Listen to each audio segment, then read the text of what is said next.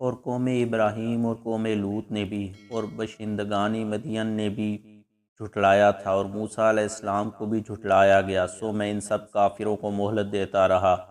پھر میں نے انہیں پکڑ لیا، پھر بتائیے میرا عذاب کیسا تھا۔ اور پھر کتنی ہی ایسی بستیاں ہیں جنہیں ہم نے ہلاک کر ڈالا اس حال میں کہ وہ ظالم تھیں، بس وہ اپنی چھتوں پر گری پڑی ہیں، اور ان کی ہلاکت سے کتنے ہی کنویں بیکار ہو گئے اور کتنے مضبوط محل اجڑ پڑے ہیں۔ تو کیا انہوں نے زمین میں سیر و سیاحت نہیں کی کہ شاید ان کھنڈرات کو دیکھ کر ان کے دل ایسے ہو جاتے جن سے وہ سمجھ سکتے، یا کان ایسے ہو جاتے جن سے وہ حق کی بات سن سکتے؟ تو حقیقت یہ ہے کہ ایسوں کی آنکھیں اندھی نہیں ہوتی لیکن دل اندھے ہو جاتے ہیں جو سینوں میں ہیں، اور یہ آپ سے عذاب میں جلدی کی خواہش مند ہیں، اور اللہ ہرگز اپنے وعدے کی خلاف ورزی نہ کرے گا، اور جب عذاب کا وقت آئے گا تو عذاب کا ایک دن آپ کے رب کے ہاں 1000 سال کی مانند ہے، اس حساب سے جو تم شمار کرتے ہو۔ اور کتنی ہی بستیاں ایسی ہیں جن کو میں نے مہلت دی حالانکہ وہ ظالم تھیں، پھر میں نے انہیں عذاب کی گرفت میں لے لیا، اور ہر کسی کو میری ہی طرف لوٹ کر آنا ہے۔ فرما دیجئے اے لوگو، میں تو محض تمہارے لیے عذاب الہی کا ڈر سنانے والا ہوں، بس جو لوگ ایمان لائے اور نیک عمل کرتے رہے ان کے لیے مغفرت ہے اور مزید بزرگی والی عطا ہے، اور جو لوگ ہماری آیتوں کے رد میں کوشاں رہتے ہیں اس خیال سے کہ ہمیں عاجز کر دیں گے، وہی لوگ اہل دوزخ ہیں۔ اور ہم نے آپ سے پہلے کوئی رسول نہیں بھیجا اور نہ ہی کوئی نبی، مگر سب کے ساتھ یہ واقعہ گزرا ہے کہ جب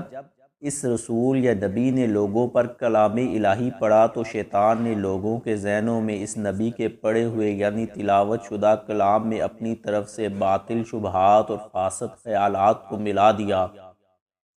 سو شیطان جو وسوسے سننے والوں کے ذہنوں میں ڈالتا ہے اللہ انہیں زائل فرما دیتا ہے، پھر اللہ اپنی آیتوں کو اہل ایمان کے دلوں میں نہایت مضبوط کر دیتا ہے، اور اللہ خوب جاننے والا بڑی حکمت والا ہے۔ یہ اس لیے ہوتا ہے تاکہ اللہ ان باطل خیالات اور فاسد شبہات کو جو شیطان لوگوں کے ذہنوں میں ڈالتا ہے ایسے لوگوں کے لیے آزمائش بنا دے جن کے دلوں میں منافقت کی بیماری ہے، اور جن لوگوں کے دل کفر و عناد کے باعث سخت ہیں، اور بے شک ظالم لوگ بڑی شدید مخالفت میں مبتلا ہیں۔ اور تاکہ وہ لوگ جنہیں علم صحیح عطا کیا گیا ہے جان لیں کہ وہی جس کے پیغمبر نے تلاوت کی ہے آپ کے رب کی طرف سے مبنی برحق ہے، سو وہ اسی پر ایمان لائیں اور شیطانی وسوسوں کو رد کر دیں، اور ان کے دل میں اس رب کے لیے عاجزی کریں، اور بے شک اللہ مومنوں کو ضرور سیدھی راہ کی طرف ہدایت فرمانے والا ہے۔ اور کافر لوگ ہمیشہ اس قرآن کے حوالے سے شک میں رہیں گے یہاں تک کہ اچانک ان پر قیامت آ پہنچے یا اس دن کا عذاب آ جائے جس سے نجات کا کوئی امکان نہیں۔ حکمرانی اس دن صرف اللہ ہی کی ہوگی، وہی ان کے درمیان فیصلہ فرمائے گا، پس جو لوگ ایمان لائے اور نیک عمل کرتے رہے وہ نعمت کے باعث باغات میں قیام پذیر ہوں گے،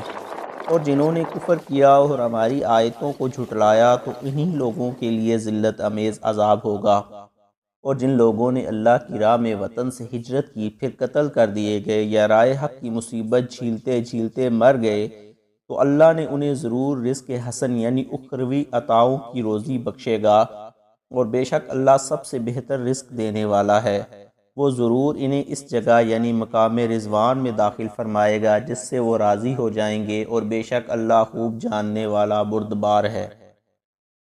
حکم یہی ہے، اور جس شخص نے اتنا ہی بدلہ لیا جتنی اسے اذیت دی گئی تھی